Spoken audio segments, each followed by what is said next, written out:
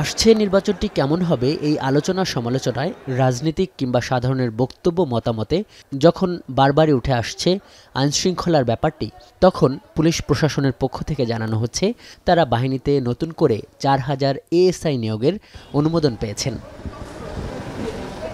বুধবার সচিবালয়ে এই নিয়োগকেই সহজতর করতে জনপ্রশাসন সচিবের কাছে আসেন পুলিশের মহাপরিদর্শক। বৈঠক শেষ করে দুই কর্মকর্তা জানান তারা নিয়োগ বিধানের ছোটখাটো কয়েকটি ত্রুটি দূর করেছেন। সামনে নির্বাচনের মধ্যে মাঠে প্রথম যে বাহিনীটা থাকে সেটা হলো পুলিশ, আনসার বাহিনীও থাকে। এই কাজগুলো যাতে এক্সপেডাইট করা যায়, এই জন্য লেখালেখি না করে এক বসাতেই যাতে হয়, সেই কারণে আজকে আমরা বসেছিলাম।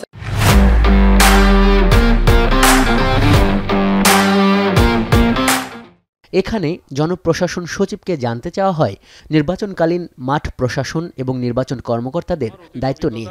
তিনি জবাব দেন, বিগত আমলে যারা নির্বাচন অপরাধের সঙ্গে জড়িত ছিল তাদের বাদ দিয়েই প্রশাসন সাজানো হয়েছে। তবে তফসিল ঘোষণার পর নির্বাচন কমিশন চাহিদা মতো মাঠ প্রশাসনে পরিবর্তন আনার ক্ষমতা রাখেন। ইলেকশনের সময় একটা বড় ধরনের রদবদল হয়, সেটা ইলেকশন কমিশন করবে এবং সেখানে কারো কোনো সে থাকবে না, কোনো তদবির থাকবে না, যাকে যেখানে দেওয়া হবে সেখানে সে যেতে বাধ্য।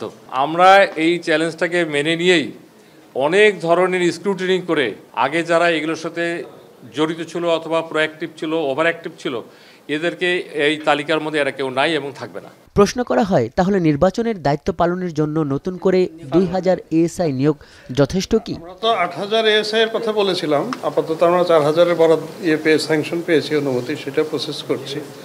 দেখা যাক সামনে আরো কি হয়। দ্রুত সময়ের মধ্যে পুলিশের এই নিয়োগ সম্পন্ন হবে বলে জানান police মহাপরিদর্শক।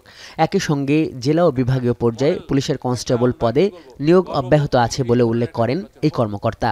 Thank you very much. Azhar Limon, এখন, ঢাকা।